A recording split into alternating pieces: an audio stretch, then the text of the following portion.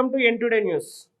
నల్గొండ జిల్లా చిట్యాల మండలం పెద్దకాపర్తి గ్రామ సమీపంలో నూతనంగా ఏర్పాటు చేసిన విలేజ్ ఆర్గానిక్ కిచెన్ హోటల్ను తెలంగాణ రాష్ట్ర రోడ్డు భవనాల శాఖ మంత్రి కోమటిరెడ్డి వెంకటరెడ్డి ప్రారంభించారు. అనంతరం ప్రజా సమస్యలను అడిగి తెలుసుకున్నారు.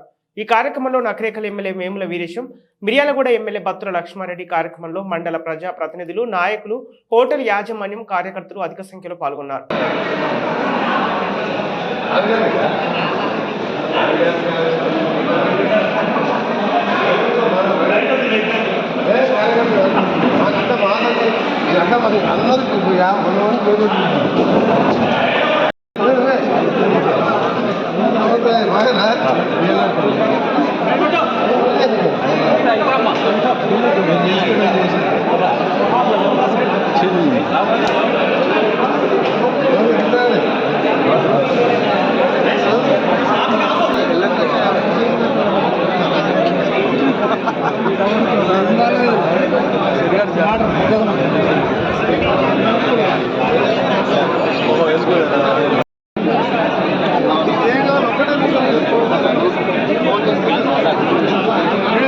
Damn it!